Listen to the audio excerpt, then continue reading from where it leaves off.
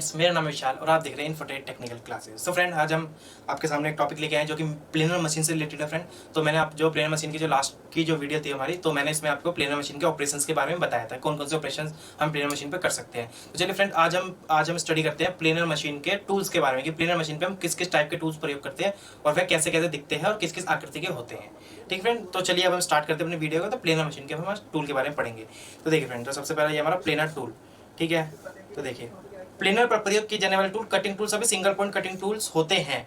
तो फ्रेंड, आपको एक सबसे मेन इंपॉर्टेंट बात है, आप इस बात को अपनी नोटबुक में नोट कर लीजिए फ्रेंड। इससे रिलेटेड क्वेश्चन भी एग्जाम में जरूर पूछ सकते हैं कि प्लेनर मशीन पे जो हम टूल प्रयोग करते हैं वो कितने पॉइंट के कटिंग टूल होते हैं, मल्टी होते हैं, सिंगल होते हैं, डबल होते हैं, ट्रिपल होते हैं। तो फ्रेंड, जो इसका राइट आंसर होगा वो होगा सिंगल पॉइंट कटिंग टूल। कि जो भी हम प्लेनर मशीन, शेपर, स्लॉटर, इन तीनों मशीनों में या फिर लेथ मशीन भी हो गई, इनमें जो हम अपना टूल यूज करते हैं वो सिर्फ सिंगल पॉइंट कटिंग टूल ही यूज करते हैं। ठीक है, सिंगल पॉइंट कटिंग टूल मतलब जिसका एक ही कटिंग एज होता है। ठीक है, ये आकार और टूल एंगल्स में प्राय लेथ या शेपर का प्रयोग किए जाने वाले टूल्स के समान होते हैं। मतलब कि प्लेनर मशीन पे जो हम टूल का जब हम प्रयोग करते हैं वह टूल लेथ मशीन के टूल के समान और शेपर मशीन के टूल के समान होते हैं। ठीक है फ्रेंड, तो मतलब लेथ के टूल और शेपर के टूल मतलब के तरह ही ये प्लेनर के टूल भी होते हैं, समान होते हैं।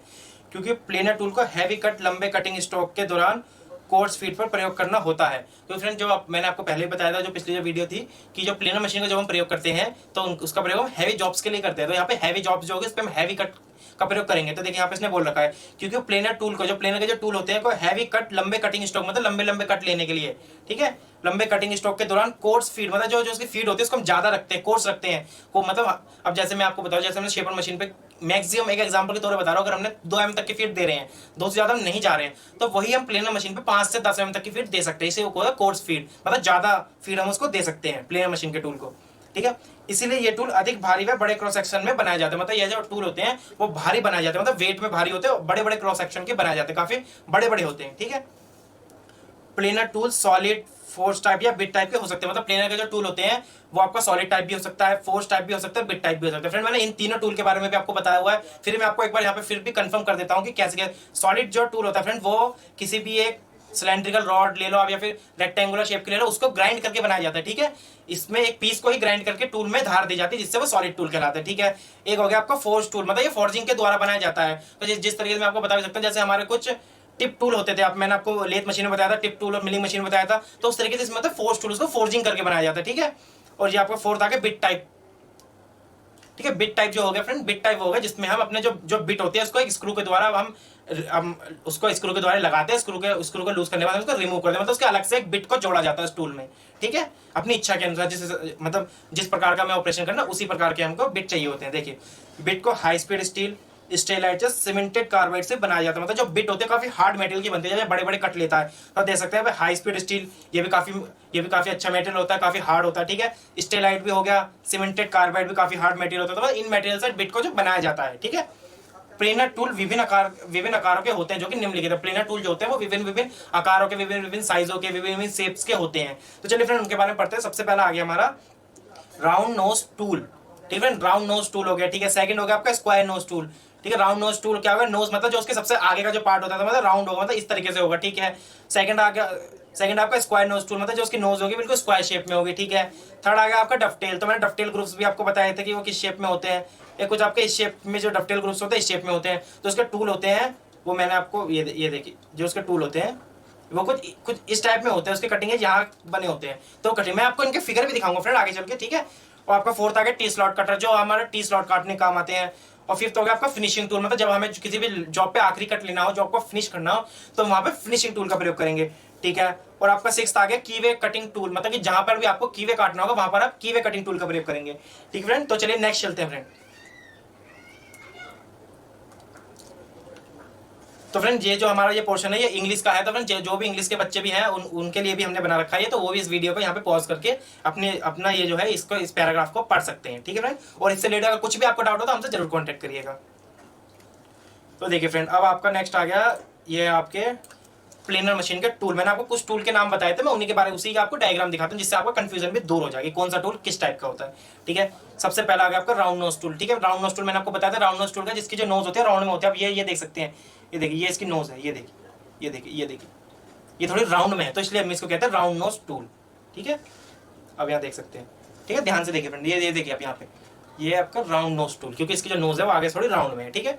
और सेकंड आ गया आपका square nose tool. Square nose tool मैंने आपको बताया जिसके जो नोज होते हैं पूरी स्क्वायर में होते हैं। अब ये देख सकते हैं पूरी, ये देखिए, ये जो इसकी पूरी बिट है, अब एक तरह से बिट बोल सकते हैं। अब इस पे जो ब्रेस किया हुआ है, जो वेल्ड किया हुआ है, वो जो पूरे स्क्वायर के टाइप का, तो ये हो गया आपका स्क्वायर नोज टूल, ठीक है। थर्ड आ गया आपका डफटेल टूल्स। डफटेल टूल्स के बारे में मैंने आपको बताया था, जो डफटेल्स ग्रुप काटता है, वहां पर जब डफटेल्स ग्रुप काटने के लिए हम डफटेल टूल्स का प्रयोग करते हैं। तो ये आपके डफटेल टूल्स हैं। देखिए फ्रेंड, ये देखिए, ये एक एंगल में इस तरीके से लग के एक इस तरीके से कटिंग करते हैं, ठीक है फ्रेंड। तो देखिए मैंने आपको उस फिगर में भी दिखाया था फ्रेंड, ये वाला जो डफटेल टूल है ये हम मिलिंग मशीन पे यूज करेंगे, बट मैंने आपको डफटेल टूल दिखाने के लिए मैंने आपको बता दिया कि डफटेल टूल किस टाइप का होता है। तो वो भी इस टाइप का ही होता है, बस उस पे सिंगल पॉइंट कटिंग टूल होता है, मतलब उस पे सिंगल ही कटिंग होता है। अब जैसे आप ये देख सकते हैं, इस टाइप का डफटेल टूल्स होता है। जब ये इस टाइप के, जब ये टी स्लॉट बनाया था, टी स्लॉट के बाद यहाँ से जब हम इसको एंगल में सेट करने के बाद जब हम इसके अंदर की यहाँ की मिलिंग करते हैं, अंदर की प्लेनिंग करते हैं, तो एक इस शेप में आ जाता है, इस शेप में, ठीक है। तो वो आपके डफटेल ग्रूव्स बन जाते हैं, ठीक है फ्रेंड। तो ये आपका डफटेल टूल हो गया। तो ये वाला डफटेल टूल हम प्लेनर मशीन में यूज नहीं करेंगे, बस मैंने आपको एक एग्जांपल के तौर पे बताया कि इस टाइप के डफटेल टूल्स होते हैं, जिससे कि सभी बच्चों को कंफ्यूजन दूर हो जाए कि डफटेल टूल्स कैसे होते हैं। और डफटेल टूल्स का प्रयोग हम डफटेल ग्रुप्स काटने के लिए करते हैं, ठीक है फ्रेंड। तो आते हैं हमारा फोर्थ, आगे आपका fourth T slot tool. T slot tool का प्रयोग हम टी स्लॉट काटने के लिए करेंगे। तो देखिए आपको ये है आपका T slot single point cutting tool है। इसने आपको इस शेप में कटिंग किया, ये देखिए, ये हो गया आपके टी शेप, ठीक है। उसके बाद ये अंदर से फिनिशिंग कर रहा है, ये इस वाले पार्ट को काट रहा है। आप ये देख सकते हैं, ये इस वाले पार्ट को काटा है इसने, तो ये पूरे टी शेप में आ गई, ठीक है फ्रेंड।